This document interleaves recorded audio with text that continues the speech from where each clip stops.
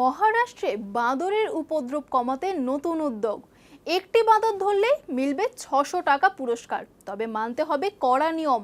জাল বা খাঁচা ব্যবহার করাতে তাদের ধরা এবং তারপরে জঙ্গলে দূরে ছেড়ে দিতে হবে। নিষ্ঠুর আচরণে থাকছে কড়া নিষেধাজ্ঞা।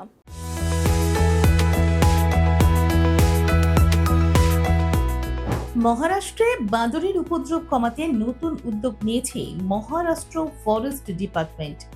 রাজ্যের বিভিন্ন এলাকায় বাঁদরের সংখ্যা বেড়ে যাওয়ায় চাষের জমি, ঘরবাড়ি এবং সাধারণ মানুষের জীবনযাত্রায় সমস্যা তৈরি হচ্ছিল। এই পরিস্থিতিতে সরকার একটি বিশেষ নির্দেশিকা জারি করেছে।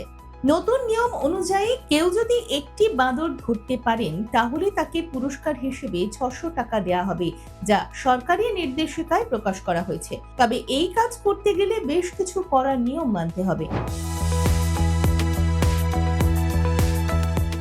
প্রথমত, কোনো অবস্থাতেই বাঁদরকে আঘাত করা যাবে না।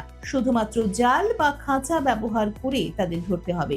প্রতিটি বাঁদর ধরার প্রমাণ হিসেবে ছবি তুলে জমা দিতে হবে সংশ্লিষ্ট দপ্তরে। ধরা পড়ার পর বাঁদরগুলোকে লোকালয় থেকে অন্তত ১০ কিলোমিটার দূরে জঙ্গলে ছেড়ে আসতে হবে। এর ফলে তারা সহজে আবার মানুষের এলাকায় ফিরে আসতে পারবে না বলে মনে করা হচ্ছে। সরকারি সূত্রে জানা গিয়েছে, এর আগেও এই ধরনের উদ্যোগ নেওয়া হয়েছিল, তবে তখন পারিশ্রমিক কম ছিল। এবার পুরস্কারের পরিমাণ বাড়ানো হয়েছে যাতে সাধারণ মানুষ এই কাজে উৎসাহিত হন।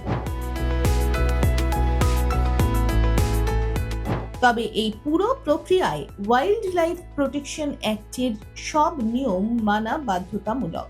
কোন রকম নিষ্ঠুর আচরণ করলে কঠোর ব্যবস্থা নেওয়া হবে। সরকার জানিয়েছে, এই উদ্যোগ মূলত চাষের জমি রক্ষা এবং মানুষের সমস্যার সাময়িক সমাধানের জন্য নেওয়া হয়েছে। পাশাপাশি দীর্ঘমেয়াদী বনাঞ্চল বাড়ানোর দিকেও নজর দেওয়া হচ্ছে, যাতে বন্যপ্রাণীরা তাদের স্বাভাবিক বাসস্থানে থাকতে পারে।